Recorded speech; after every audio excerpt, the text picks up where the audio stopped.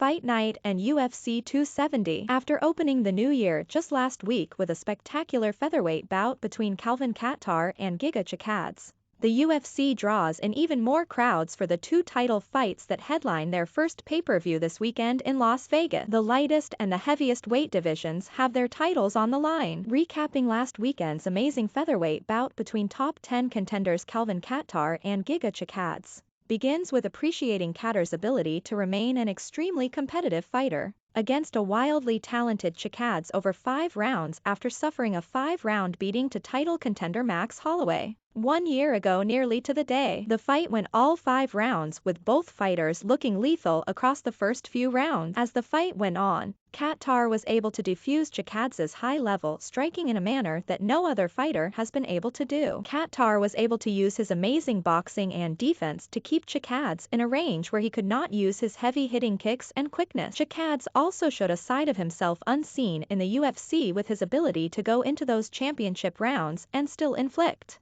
and take an insane amount of damage, even eating a spinning elbow sometime in the 4th round that would have murdered your average person. Kattar took the unanimous decision in a clear win, but both fighters showed why they belong in the UFC among the best of the featherweight division. The current flyweight champion Brandon Moreno takes on the former champion Davidson Figueiredo in their trilogy fight. As the co-main event this weekend, Moreno, a Tijuana native, will defend his belt for the first time after winning it from Davidson Figueiredo in their second bout. The two have only fought each other in their last 3 fights. Their first bout back in 2020 ended in a 5-round draw, which was also a Fight of the Year candidate. Their next fight in 2021 was an amazing display of dominance by Moreno, whose improvements from the last fight made sure the fight ended in the 3rd round by way of TKO. The top 2 contenders having fought only each other for the last 3 years has made the flyweight division quite stagnant, with the competition among the 125-pound division being nothing to scoff at.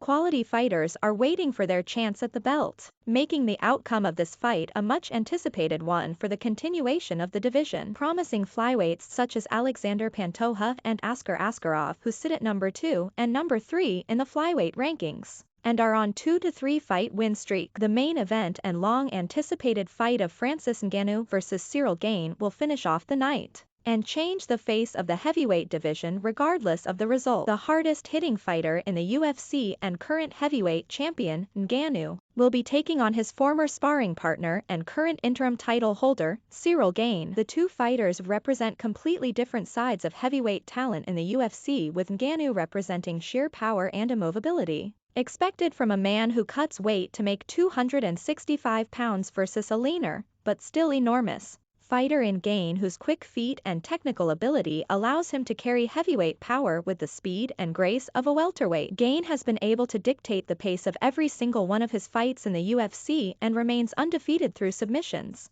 decisions, and knockouts while managing to leave all his fights without any significant damage. But will this ability be enough to withstand the durability and power that an improved Ngannou provides, along with the familiarity Ngannou has with Gane's style of fighting? Both fighters present dangerous tools for the other to deal with. Ngannou has the ever-present danger of looping and straight strikes coupled with a near 7-foot wingspan that probably makes his fists feel like you are getting slapped with a Honda Civic. Gane brings danger with his whole body, utilizing his Muay Thai skill set and excellent distance management to throw strikes and from any range he wants. Having cleared his way through the division unscathed, were Gane to win this weekend, it would be hard to find anyone to usurp him. Unfortunately, a win for the champion might still see him leave the UFC, as various contracts disputes see the champion looking to boxing for a bigger payday, which would be a big loss for the UFC. The winner of this fight will likely have the opportunity to face the former light heavyweight champion and cokehead Jon Jones in a massive super fight that could potentially draw McGregor-level PPV buys. Either way,